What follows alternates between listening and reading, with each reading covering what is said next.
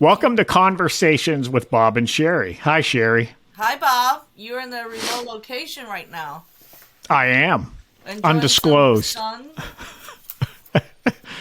So, a couple of things we're going to talk about today. You know, of course, more classified document. It turned into like the Oprah show. You get a classified document. Everybody gets a classified document. Pretty soon, Mayor Garland going to have a special counsel at every single president and vice president in this country. So, and then we want to talk about the shooting in LA. There's unfortunately, two shooting consecutively during the Lunar New Year celebration. We're still in the Lunar New Year right now. The celebration normally go for about 15 days. Well, the first one was near LA. The second one was near San Francisco. Yes. So the LA one is actually right after me. It's happened at 10:30 at night. So I imagine it was right after all the celebratory program has been over.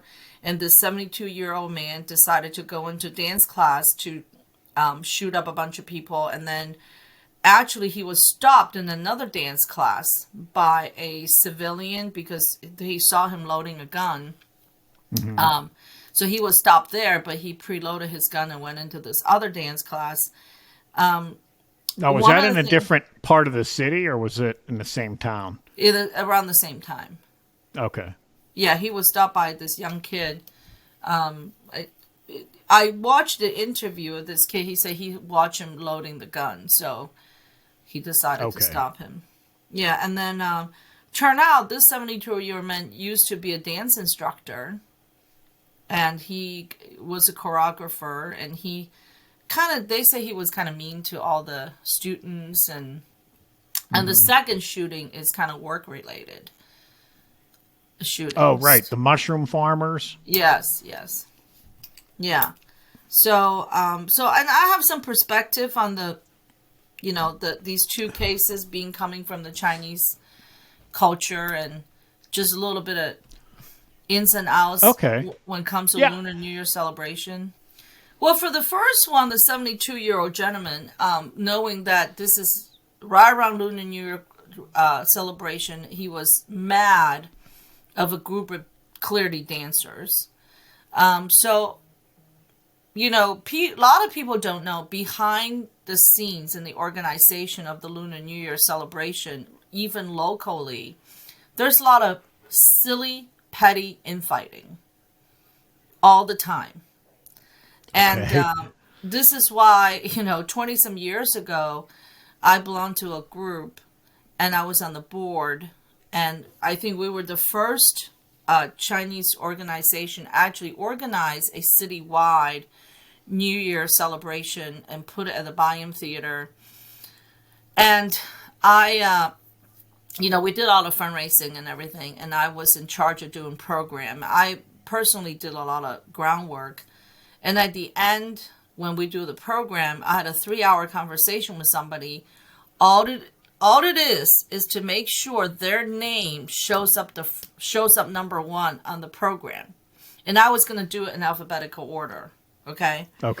And so after that whole debacle, I decided I no longer want to be with this. This is too much time for volunteer work. But you'll be surprised the amount of pride, the amount of saving face, the amount of disrespect at times, within the planning of all these programs. And so you think this guy may have been or should have been involved but didn't get credit or something like that? He just had a beef? That's part of it, right? He's 72. He may be one of the first ones started these dance troops. I would love to know the inside story.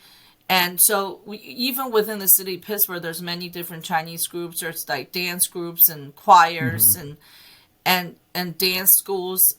The amount of little infighting, whose program goes first, and who will be involved in this particular performance, and whose name shows up, and even the seating, at the theater, who sit where.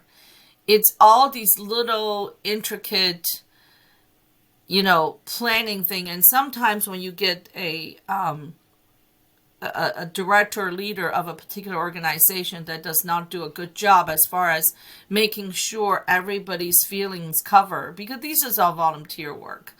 And I'll give you an example. We just recently had a Lunar New Year performance downtown the Playhouse, and my father was the founder, is the founder of this particular organization. I mean, he's the first one got it started, got it going, got the Chinese Culture Festival going, everything. So after How old's 2 your years, father?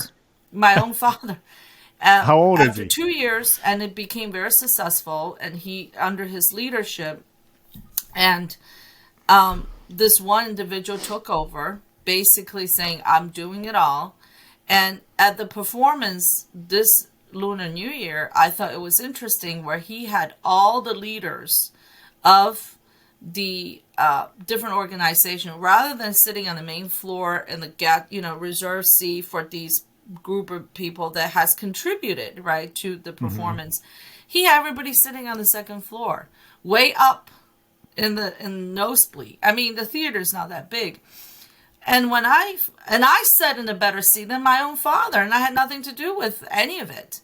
So So it sounds like your father fits the profile here. but thank God my father is a very he doesn't care about these things. But at the same time, I'm thinking, okay, I walk in there. If I was the person who's planning this event, I will make sure every single those Chinese leaders will be sitting in a prominent position, be recognized, because that's what people are looking for, right? And especially in the Chinese culture, you're supposed to respect your elders, especially people that founded these.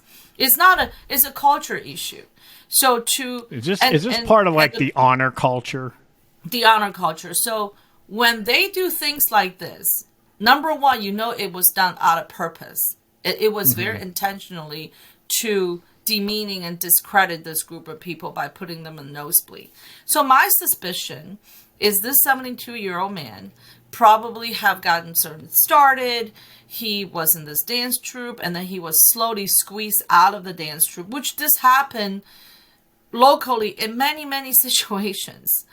And the one person, and they take these volunteer position very, very seriously, and they think this is, I'm the almighty powerful, and it creates a lot of dissatisfaction and bad feelings. And being that he's 72 years old, I don't know if he has family or not, so he just got probably really pissed off and took a gun to it and say, you know what, all you people are gonna be killed, and revenge. And unfortunately, the laws in California are so loose when it comes to criminal. So it's just like that 65-year-old, right? He killed a bunch of people. He's like, I'd rather be in jail, because he can be in jail. He doesn't have to work. He gets all kinds of, Chinese jail and American jail are completely different, right? So, so in his mind, he would rather be sitting in jail, that he completed his revenge, whatever that might be. He can laugh about it for the rest of his life. And that kind of culture, revenge culture, is deeply rooted sometimes in the Chinese culture. If you watch a lot of the Chinese soap operas, and I do a lot, and it's all about seeking revenge. Right? So you in California that have more access to these type of thing. It's not about forgiveness. The Western culture is more about forgiveness. Let things go. And that's not the Chinese culture. I mean, my father is a Christian, so he's almost 80. He's fairly happy with his life. But those kind of things, so those little just like digging in and making sure like, oh, I'm the guy that's making the call now and you all mean nothing. That happens a lot within the Chinese community, especially when it comes to Lunar New Year celebration. So how would this guy, I mean, if he felt like his honor, he's defending his honor, I mean, is it honorable to take revenge on people? Is that seen as acceptable in some way, or? Within the Chinese culture, and lately there's a lot of the Chinese historical, TV programs, yeah, that's what it promotes. I mean, I watch a lot of it. And even me and my father discussed about this. My dad said, they need to stop promoting this revenge culture. Rather, they need to promote the forgiveness and moving on and let things go and, that kind of thing. Well, and I think, Bill Maher did a montage not long ago about the revenge porn, he called it. And it's a huge theme in Hollywood, these action movies. It's very, very common that the main character is harmed in the beginning, and the thing is to get revenge. When he goes back and gets revenge on the bad guys, everybody's happy for him. Right. Justice served, that kind of thing. But yeah, I mean, I think that type of mentality, unfortunately, that type of mentality has been permeated throughout history in the Chinese culture. And also, if you think about it, he's 72 years old. He probably have contributed a lot to the local community. And if he did have gotten disrespect for, we don't know for how long, how many years. This is just my own little suspicion. I mean, but seeing what's happening even locally for the Lunar New Year celebration, the past, I would say 5-6 years, all the infighting and how groups just continue to change, continue to fight.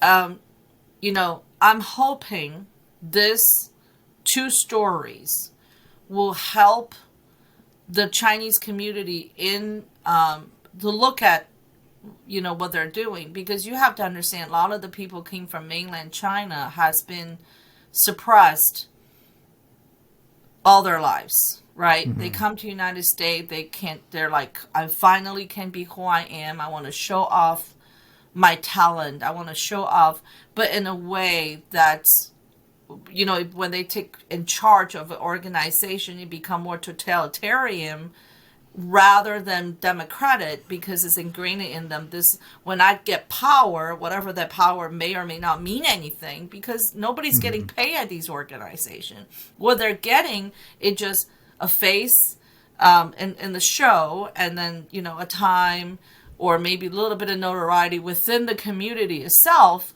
Besides that, there's nothing else. That's when I pull back off, because I'm like, I have to make a living. I'm not getting paid for this. So Right. why am I fighting here? So I think that kind of things, hopefully people will learn from it, and hopefully that would stop. Work with each other, respect your elders, understand. I mean, if you're Chinese, you understand how everybody feels about saving face, being honored, being respected. Don't play little stupid games that purposely want to hurt people. And I think that's the problem. The fact that, like, even locally, the fact that this guy who did the seating arrangement made sure everybody else that's in the leadership position is sitting on the second floor rather than sitting in the reserved seat or in a special session on the floor. He knew exactly what he's doing.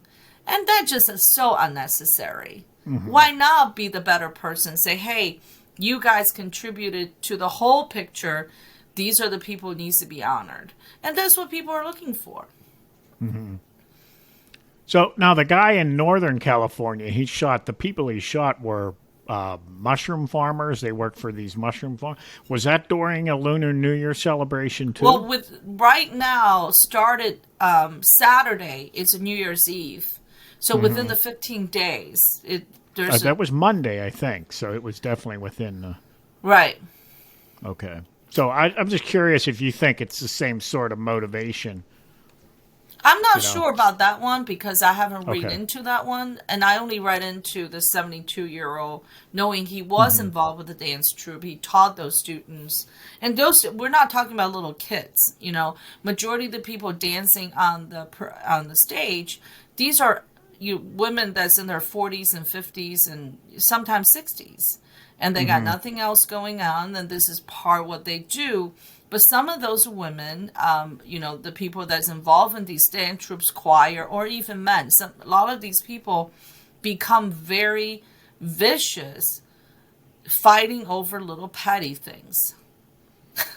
during the New Year. And one of the things I always laugh about it, and I say, what's interesting to me, having a program get a lot of people there, you need to really showcase the kids because the parents love to watch their kids on stage.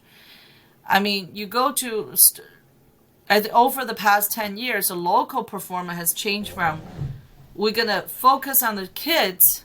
Now we're focusing on all these, women. I mean, they do a good job dancing. I'm not saying they don't. They're focusing all these women, they're in their 40s all the way to the 60s. And some men too. Then I'm like, well, you know what? If I want to see 40 to 60-year-old non-professional dancer dancing, I can dance in the mirror and look at myself. Wow. Now, something trying to learn about this, looking at news articles, I noticed several pretty liberal, LA Times, I think The Atlantic maybe, they're doing pieces about anti-Asian hate.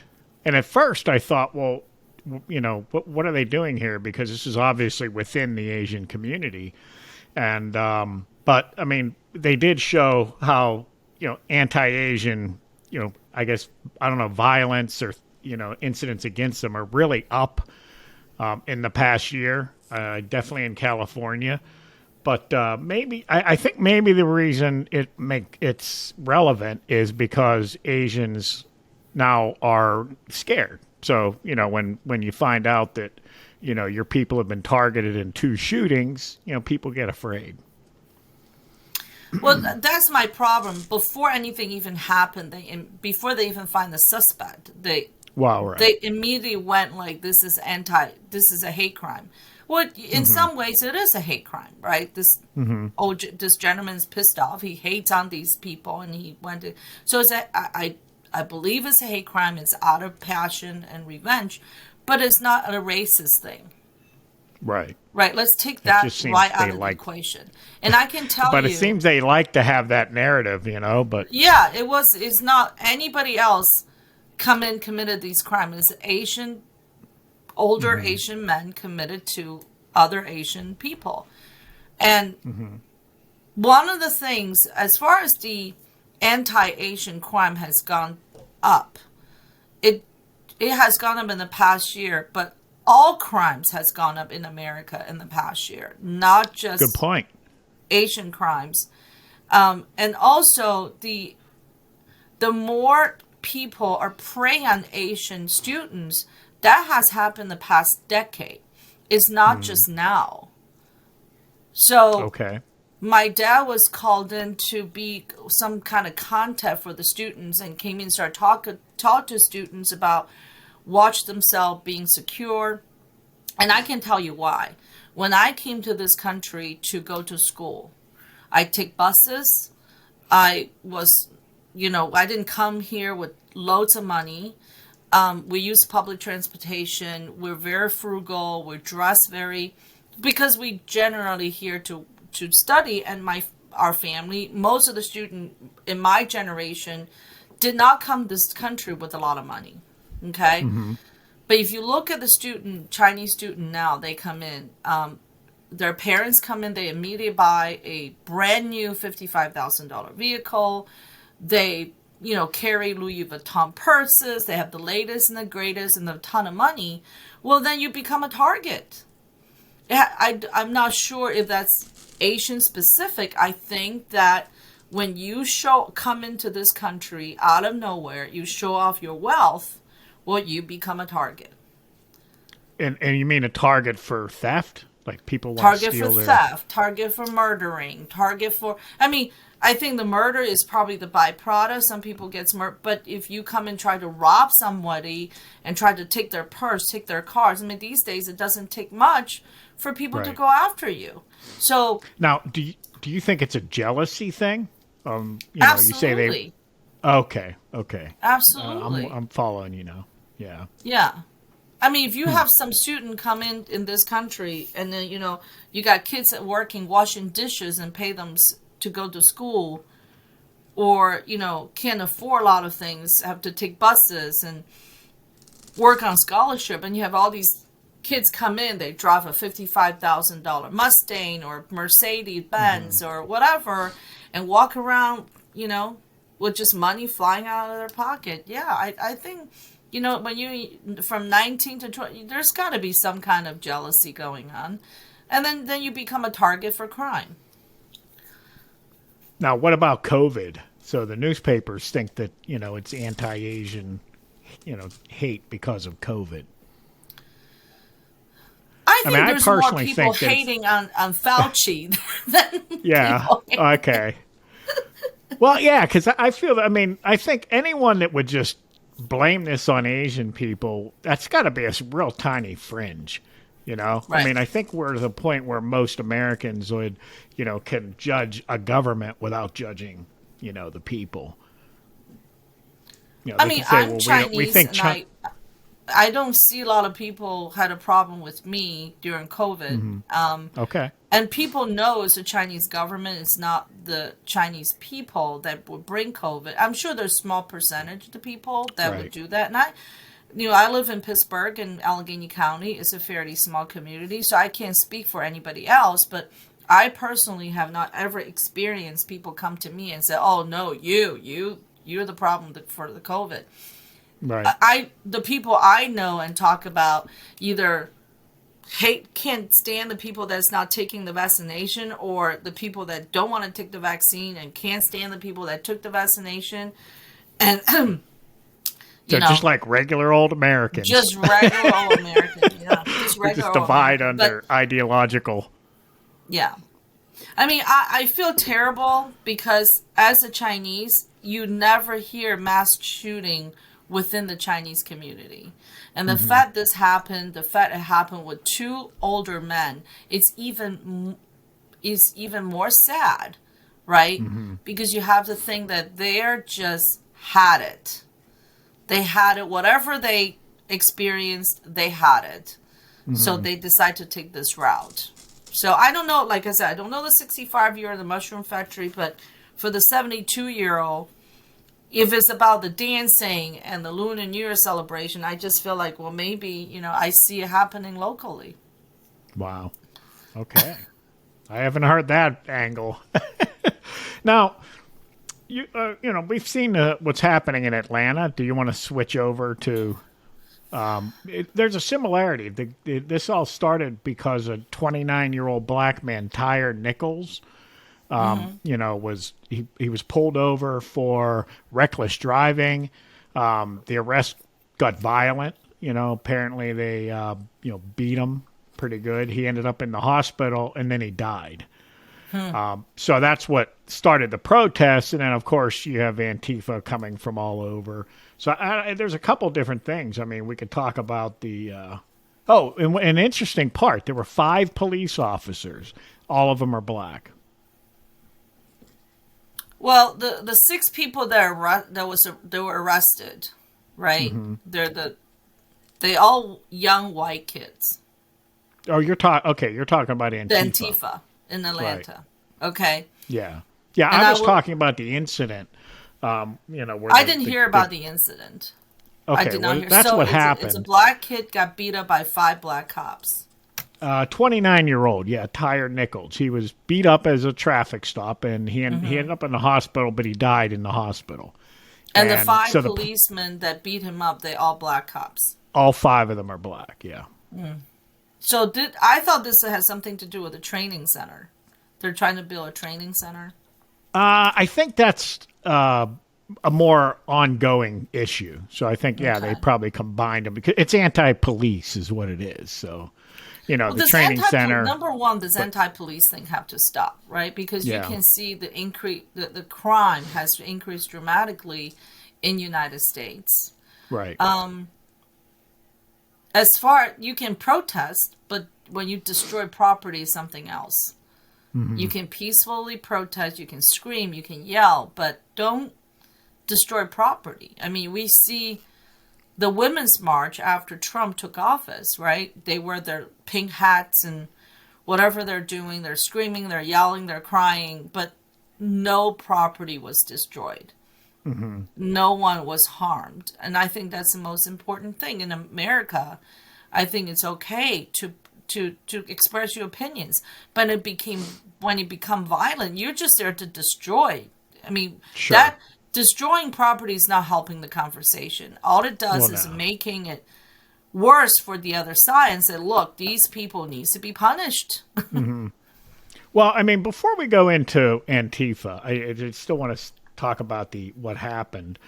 Because, I mean, I watched some of the videos of the family interviewed, and, you know, I understand why people in the black community get upset, you know, when someone is killed by police. And, you know, I mean, I grew up in working class neighborhoods where, you know, there was a lot of drinking, sometimes fighting. And, you know, so the police were called and the police would arrest people and it would get violent because the guy doesn't want to go. So he gets forced into a car. And, you know, after people see the police being rough with their neighbors and, you know, other fathers and things like that. I mean, the cops did not have they weren't well liked. And these are white neighborhoods. This is like 99% white neighborhoods. So, I mean, I can understand, you know, where that kind of anti-police sentiment comes from. And, you know, I mean, we still don't know what this kid did or this man did, but, you know, the police have their videos. They showed it to the family and the attorney, but they're not releasing it yet. So, I mean, I guess, you know, one of the things I personally think police need to revisit, you know, how they handle things because, you know, everybody has a video camera now. So all the citizens are going to judge police based on what they see on camera. And one thing I don't hear talked about enough is I do know police use traffic stops to look for other illegal activity. But because we have, you know, police can't just randomly search you or your car. They have to have a reason. So they actually, especially in areas where there's a lot of crime, they intentionally use traffic stops to look for drug activity, to look for weapons. And so, you know, when the driver of the car, you know, reacts violently, resists, whatever, their mindset is already thinking, okay, is this guy violent? Is this guy a drug dealer, a gang member? You know, so when he reacts that way, to them, that's almost affirmation that, okay, there's something, this guy can't be trusted or, you know, he might put us in danger. So I think that's part of the problem is, you know, so if someone ends up dying as a result of a traffic stop, and that's kind of hard to tell the citizens of that area that, well, you know, the police did everything properly. Well, in this case, the police are already suspended. And at the same time, you know, you have defund the police movement, anti-police movement for how many years now? Right. Right. So, and then the murder of the police rate has gone way up too. Yeah. So these police, you know, you have a job, you're not getting paid a lot of money. They get paid less than what our congressman, senator getting paid, but they put their life on the line every single day. Sure. So their thing is like, I come out to patrol, I put my life on the line, I'm going home. But yeah, I mean, I didn't see the videotape, but you would think like, and now we're not in that situation either. So you can say, well, 5 of you guys, you could have just, you know, put a handcuff on the kid and then throw him in the cop car. But then all the new laws, I mean, these people are just going to come right out. Right. You know, it's a well, and you know, the door. other thing that happened, so, you know, if you look at statistics, it's really a very, very small number of police encounters with black men that end up violent, and usually they're armed. So it's a very small number in reality. But because it gets all the news play and everybody pays attention to it, it seems like a bigger, more widespread problem than it really is. So now you have young black men driving around, and when they get pulled over, they're already afraid that they're going to get, you know, killed, you know, beaten. Right. So they already have their guard up. Police have their guard up because they're Right. looking for drugs or whatever. It's such a tense. It's a powder keg. Yeah. Yeah, it can just, boil up. So they go, well, why is this guy reacting the way he is? Why did he run? Or why did he, not want to cooperate and show us his ID, whatever? It could very well, they assume he's doing something illegal. When someone Right. runs or when someone doesn't want to give their ID or they give the cop, they assume they're hiding something. They're doing illegal. But I think we have a situation now where people are doing it because they're scared. Yeah. I think They fear really think is that their driven life's a lot in of it. danger every time they come near a cop. Yep. The fear has definitely driven a lot of it. I mean, I can understand. I have. It's funny. I did a search on myself, and I realized that I have 5 offenses. Every single one of them was disobeying traffic signals. So I got pulled over, and then but I'm always Serial. very polite. I'm so You're a sorry. serial offender. I'm a real offender. Well, when you have to rush everywhere to deliver wedding flowers, sometimes, you don't really, you try to just get there, So, I'm always super nice and polite too, and I've done that since I was young. And it's mainly because, I know the police have a lot of discretion.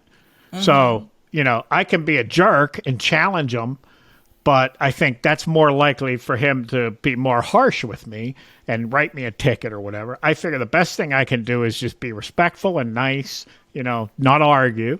And, Yeah. Maybe he'll cut me a break. And a lot of times they do. yeah, I mean, I do everything by the book. I put my hands on the wheel because my own brother-in-law, is a retired police. So you kind of respect the fact that, look, I want you to feel safe with me and I want me to feel safe with you. Here's my hand, whatever you want me to do. Right. The one time I have to reach down to my purse, they said, you can't reach down. I said, fine, my license in my purse. Do whatever you got to do, So, yeah, I think just to be respectful, let them do their job because they have a job to do ultimately. Right. And if you're not doing anything wrong, you don't have to be scared of the police.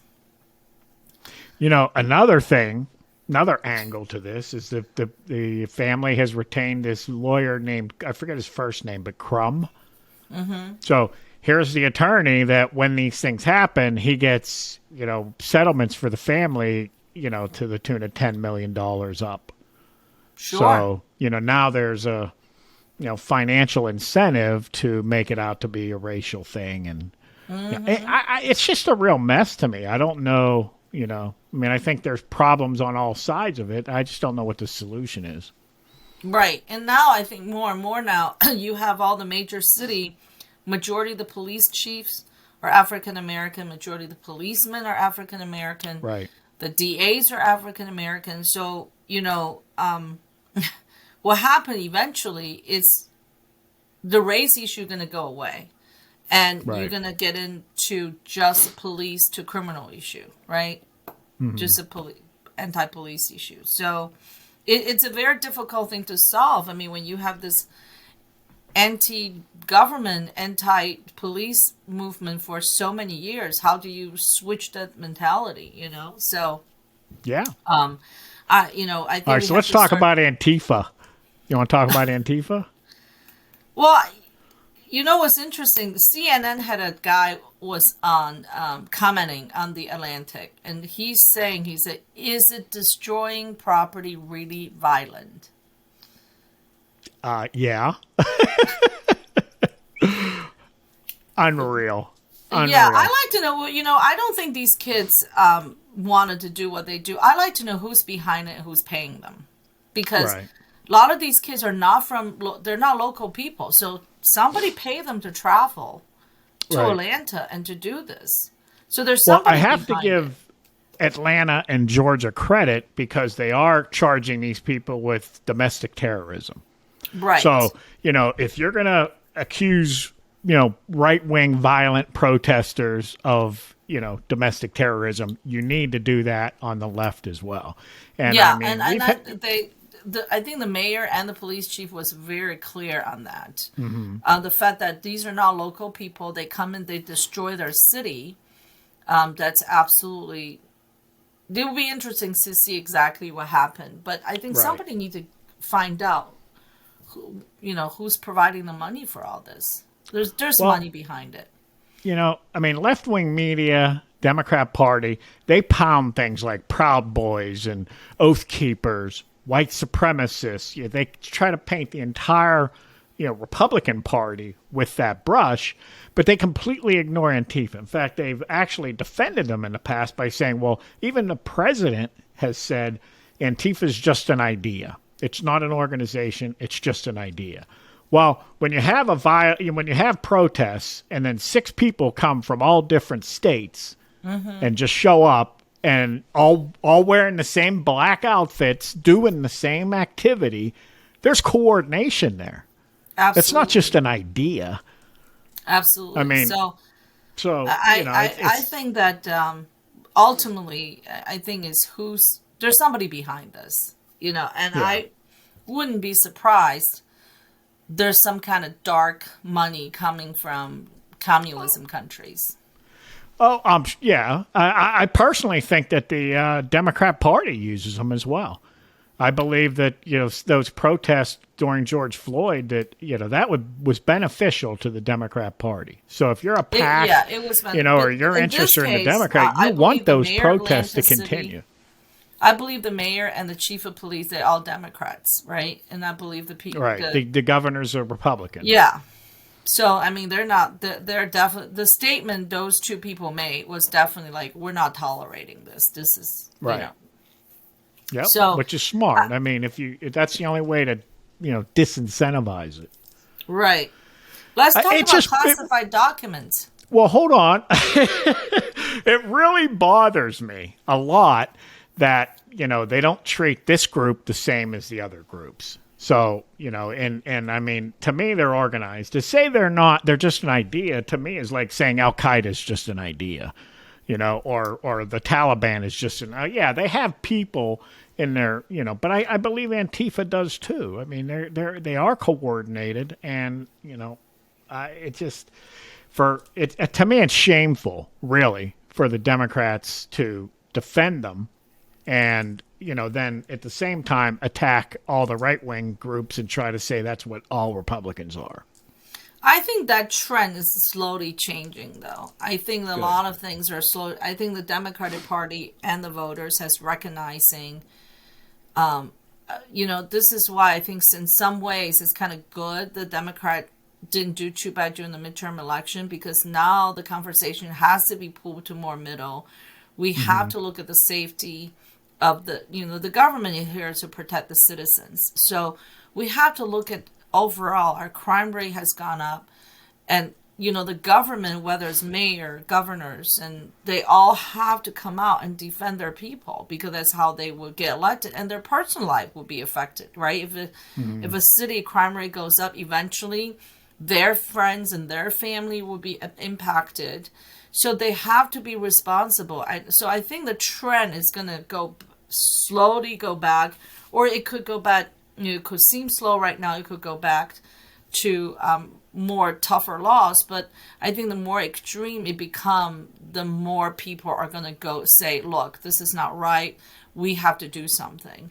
Mm-hmm. Well, I personally think it's a positive fact that, so we went through all that violence the summer of 2020 that was largely, excused, if you will, by the right wing or the left wing media and the Democrats. And then you had January 6th, which is insurrection, domestic terrorism, a horrible thing. And, most Americans, I think, kind of see the contradiction there. And so I think it's actually kind of a good thing now that we're seeing Antifa come out again. So, Americans are going to see, okay, there's, this isn't necessarily being treated fairly. If one set of violence is bad, then this. I mean, literally, so you could say January 6th was a federal building, but Trump was criticized for sending people to defend the federal building, and it was either Seattle or Portland or something. And there's all the visual. They had the fence up, and they're throwing, explosive devices over and everything. But that was okay. I think the summer 2020 is a whole country had a big tantrum against the fact that Trump won the presidency. Well, half the country. And I think a lot of it, yeah.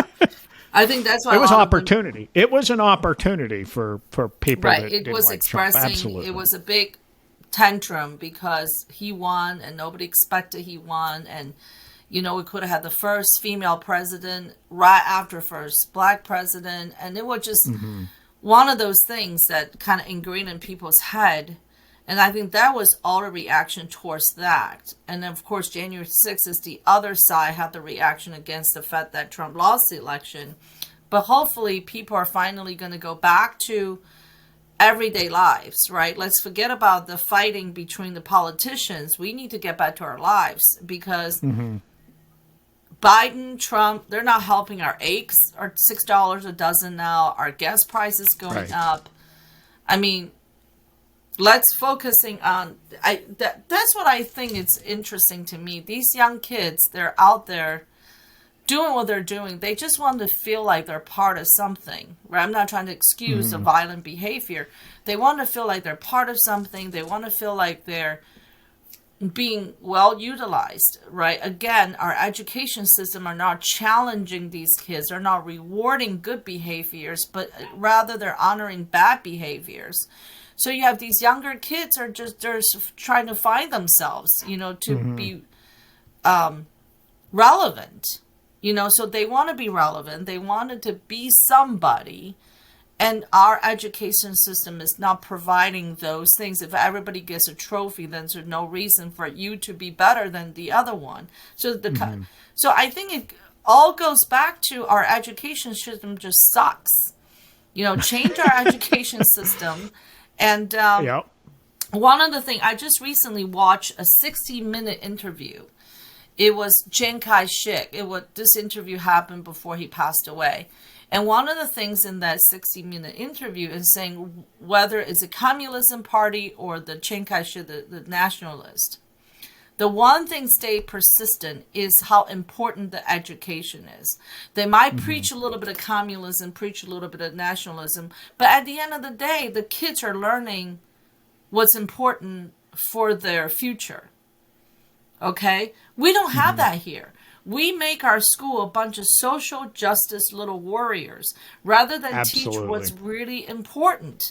And instead of awarding good students, now they don't want to award good students, right? With that incident happened in Virginia, our local school district stopped giving out valedictorian. So so these kids growing up in this environment, they're not feeling they're relevant. They don't feel challenged. They don't feel accomplished. So when something like this happens, say, hey, you get a chance to go to the city. Here's a reason why. You're doing this for justice reason. I mean, you get a couple passionate kids. They're like, okay, we're there. We're getting paid. I mean, it's very frustrating to me because again, it's the same thing. The culture it's rewarding bad behavior. Right. And it does not give severe punishments. So even in the Chinese community, they no longer honor the people that, the elderly. And it's whoever tried to get in front of the cameras or whatever. So it's all going back to the education. This is to me. Yep. I think it's so important. I believe our education, because of the higher ed and everything and where the teachers and educators come from, our schools now are trying to build activists. And even our superintendent said at the one town hall that their mission, their goal of our school is to develop global citizens, to build global citizens. I'm like, what does that mean?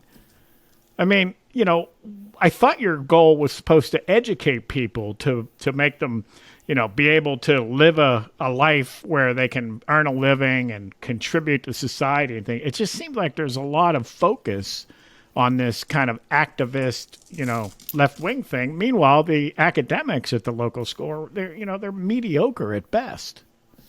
Well, let me just go pick that what you say when he said develop global citizens, which is fine. Okay. I'd like to know what it means. Most American kids can't speak a second language. If you want to be a global citizen, you better know how to speak a second language.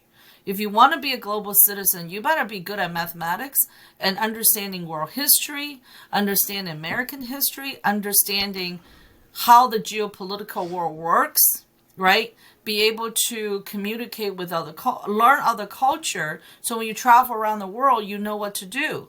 So you say they want to raise global citizens. That's all well and good. But the academic curriculum does not contribute to raise global citizens.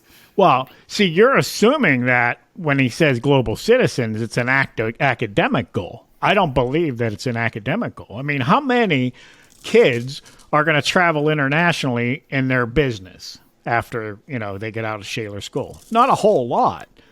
I mean, I firmly believe that the whole global citizen is more of a social justice, No, I understand that, but they should not use that term. That's what I'm saying. It's a worldview.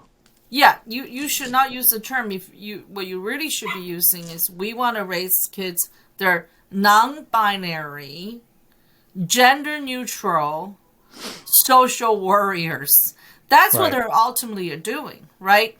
They're not teaching them anything else. So if you're sitting in school, a fifth grader coming into the classroom in the beginning of the school year, and the first thing teacher asks is, how would you like your pronoun to be at fifth grade? Rather than saying, we're going to test everybody on their math skills so we know this semester how we can better help you to do better math, science, language, yada, yada, yada. Right? Instead of saying, oh, we want to know, we don't want to care about your name. We just want to know how you want to be referred in your pronoun. Starting at fifth grade and even younger age. That's not education. Mm-hmm. All right. I agree. So, I think that every organization should say, what's your primary purpose? What's your primary goal? And if you're a school, it's academics. Now, I get it. There's a need to, make sure that kids are well behaved and, things like that. But I mean, academics is 90% of what you're supposed to be doing. So and one more thing, these pronouns are bad English, by the way. Mm-hmm. A they is a group of people. They is not a single individual. Yeah, it's confusing. It's very confusing. I mean, it just seems like there's an awful lot when you see the things that they post on, social media and the things that the school directors are proud of and things. I mean, there's just too much of the, social justice thing for me. And, of course, there's like student plays and sports and events, and that's fine. But very rarely do you see something about academics. Very rarely. Yep. And recently, Ross Township had a bunch of commissioner positions that, the township interviewing. And it seems like the people have or claim they have transgender children are the first ones to be considered to take these commission jobs, whether they're qualified or not. Really? And wow. So that's North Hills, you said? Yes, North Hills, Ross Township. So, well, let's talk about these classified documents. So apparently, Mike Pence just made an announcement this morning, and he found classified document at his own home, and he handed over to the FBI. So did he take a whole weekend looking for documents at his own house? So he found them, not his lawyers? Let me see. I have that. My thing with, Biden's first comment was he didn't know about them. Oh, I didn't know. I mean, it was my lawyers found them. I didn't know they were there, so we did it the right way. Well, they're finding them all over the place. Like how, you can't say you didn't know about them when it actually looks like they're, intentionally separated in different types of documents or in different places. And no, Mike Pence's lawyer found them. Okay. Yeah. So So what I Everybody's got their lawyers imagine the looking for conversation. Mike documents. Pence calls his lawyer. You better come to my house, look for documents that I don't know whether it's here or not here, but just look for it just in case. How does Right. that work? I don't know.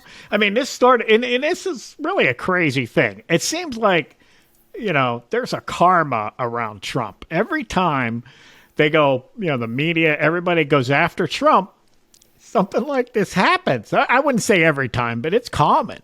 It's common. It's just yeah. who I know could what have you're saying. predicted? It's common. Yeah, Yeah. I mean, could have predicted that this would happen to Biden? I mean, Well, I think the damning part about It's this is beautiful. they found document from his Senate days. yeah. And the question is that I think that's more damning than anything else because as a president, vice president, okay, that's fine.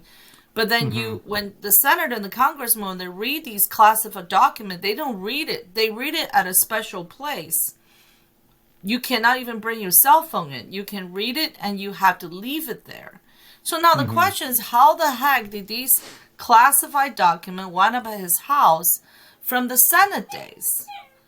I think that's very damning. I think what I want to know, since it seems to be everybody has documents, I would like to know what is the nature of the particular documents each one has, and what's a reasonable explanation for why they had them. That's I a mean, good what's question. the intent? I mean that. And Merrick Garland is being put in a very awkward situation because they came so hard on Trump. Yep. So now he cannot take any of this lightly now, right? Right. If he Yep. if he never had a problem with, made that such a public thing with Trump, yeah, these you can kind of like, okay, we found here, but because it was so tough on Trump, now it's like, okay, it's too obvious of comparison.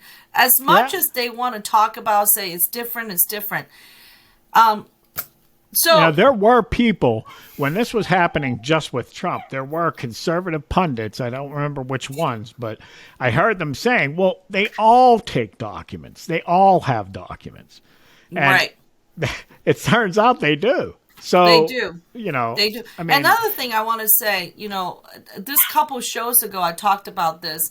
I put, I put my little tinfoil hat on. I'm just wondering now that because Trump had a lot of, because he's the he was the president, he has a lot of room to declassify classified documents. He actually had more right having classified documents than everybody else as the president of the United States. The fact that they were going after certain documents so harsh, I still think there might be some kind of link between what Trump has in his possession with what happened with this whole search with all of a sudden Biden's classified document. I wonder, because Trump doesn't want to give up those documents, they may or may not, even after the Mar-a-Lago search, found the document they're looking for, or they're suspecting Trump may have a copy of it, or whatever.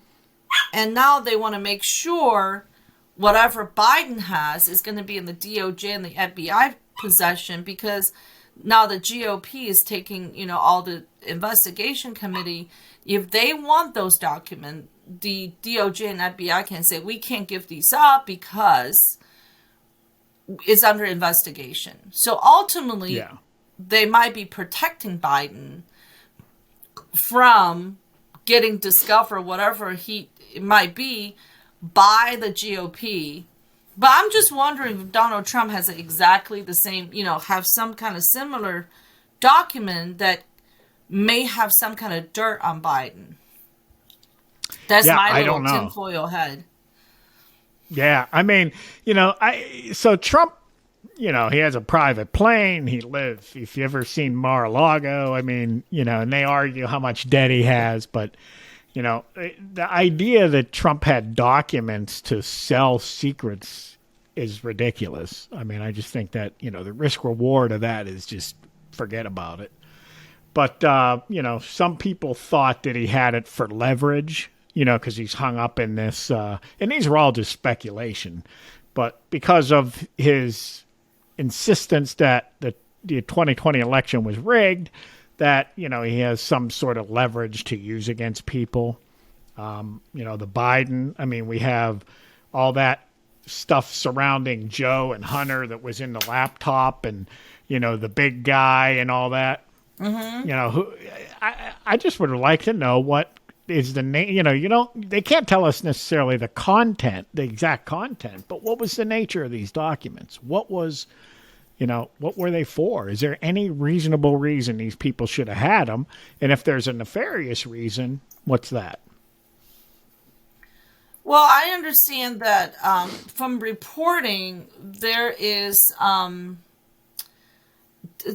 documents they are marked with extreme sensitive headings that's discovered at Biden's home. Now, we don't know whether those documents from his Senate days or those documents are from, from being the vice president. One thing that just came in, my friend just texted me. This just came in. The U.S. Treasury has suspended full funding of a federal employee retirement benefit program after the government reaches debt ceiling. The move is one of the so-called extraordinary measure Treasury Secretary Janet Yellen is taking to avoid default until Congress raises the federal borrowing limit. So does that mean they've stopped paying out to people who are retired? Once that happens, the retirement fund will be made whole, she wrote. U.S. Treasury will suspend full funding of a federal retirement program, the latest in a string of action that's taken. So it doesn't say, my suspicion, funding. Suspend new investment in civil service retirement and disability fund and the postal service retiree health benefit fund until June 5th. Suspend new investment in civil service retirement and disability fund and postal service retiree health benefit. Wow. I wonder what that means. I mean, so you have this fund, they have assets, and also they're putting money into it because the assets can't meet all the obligations. And then you have people collecting money out of it. So if they're not going to fund it, does that mean they're also not going to pay out to people who are currently receiving that benefit? Well, it says Yellen on Tuesday said interest-bearing security for the Government Security Investment Fund, so-called G Fund, will be underfunded until the debt limit is increased or suspended. The fund is part of the Thrift Saving Fund under the Federal Employee Retirement System. Yeah, it's not. I mean, if they don't stop payments, if they don't ratchet down payments when they stop funding, then it'll go broke. Maybe this is a way to push the Congress to raise the debt ceiling. This is a tactic, but, you know. Well, someone said this, you know, when they were criticizing the Republicans for not immediately raising the debt ceiling. I heard a retort, which I hadn't thought of. They said, why do we even have a debt ceiling? I mean, if every time we reach it, it's just raise expected anyway. For you to raise it, what's the point? I mean, so the debt ceiling's there for a reason. And if all we do is every time they reach it, say, oh, well, we can't shut everything down, so let's just raise it. Let's just raise it. Hey, I just want to tell you, this article from August 20th, 2022, it says former Vice President Mike Pence said Friday that he did not take any classified information with him when left office. And he criticized Trump for having classified documents. So that's going to come back. This was Friday. So that was Friday, and now today he has them? No, August 20th, 2022. Oh. So when Mar-a-Lago was raided, right. Mike Pence I remember came out, that. Criticized Trump having classified documents. He said, to his knowledge, he did not take any classified document from Mar-a-Lago. But now he said they found classified document at his home. So I don't remember a time like this where it seems like every time people criticize Trump for something, something like this happens. I mean, I would not. I don't know what it is about the guy. I don't know. I can't remember. it's just interesting to me. So, like I said, Trump can declassify everything, and then I don't know if he I can still just believe my conspiracy theory where Right. Trump has the classified document they were going after may have But some information on Biden and the administration, and that's why they are going after so yeah. harshly. But I don't know that his ability to declassify means he can take classified documents, mishandle them, and then when he gets caught says, "Oh, they're declassified." You know what I mean? Just sort of arbitrarily, whenever he feels like it, he just says it like it I came. think he can declassify I mean, isn't there a anytime process? he wants. But Well, but I'm sure he under can do it. But supervision. isn't there like a process that you normally go through to declassify? Or Well, you just we got to do speak some it? research on that. I think this is going to be an ongoing thing on the news. If Pence finding classified documents, I mean, we have all these senators and congressmen and past president, vice president. Is everybody going to start Right. calling their attorney this today and say, "Come to my house Yeah. and do an internal search"?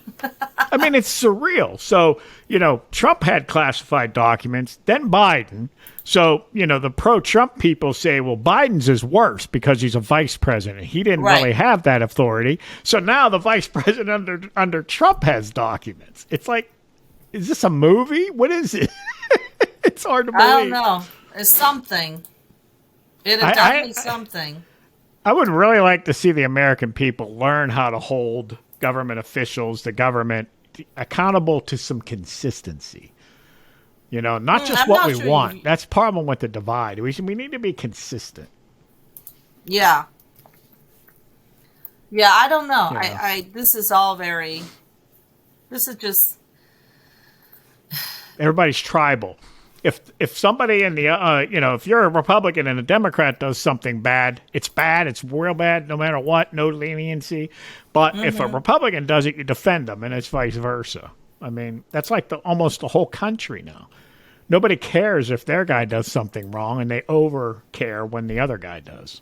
And the Yep. problem with it, the Republicans are at a disadvantage because of the influence that the Democrats have over the 90% of the media, or the media with Well, 90% of the influence. Well, I think this whole classified document thing going to continue until this is going to be this is going to be in the news for a while. So But I mean, whoever, huh? yeah, yeah. I mean, if we're talking election, though, we're about 2 years out from the next election. You know how these things go. Nobody will care about it by then. No, They'll be tired of hearing it. no. I think people are way smarter today, understanding how our government works, how politician works. I don't think Yeah. they're going to have any problem and issues. But well, this has been a great show. Thank you Yeah. for letting me talk about the whole, the Chinese, the Asian community. And, when I heard that, I thought, oh boy, I've seen it happen. I've seen people get mad at each other, a lot. It never rise to that point. But, when you have a big population, and I mean, it just, California has a very big Chinese population. And Yeah. I hope this kind of stuff not going to keep happening. And I just hope the Chinese community start recognizing this is ingrained in our culture, start respecting the elders, Yeah. Well, I hope that we get some explanation. I hope it doesn't turn out like the Vegas thing where they say, "Wow, there's nothing here," so it just goes away. Yeah. Well, I mean, I recommend everybody watch some of the historical drama or one of the movies on Netflix. Some of them speaking, actually they have English dub. If you watch a couple of those movies, you kind of will understand this whole revenge mentality. which movies? You have some you can recommend? There's so many. I can put some up, or we can talk about it next time on Okay. on the Yeah, talk about let's do on that. the show. Yeah. I'm interested. I'm really. Yeah, it's Okay. there's a lot of great movies. Cinematography is beautiful. The sets are beautiful.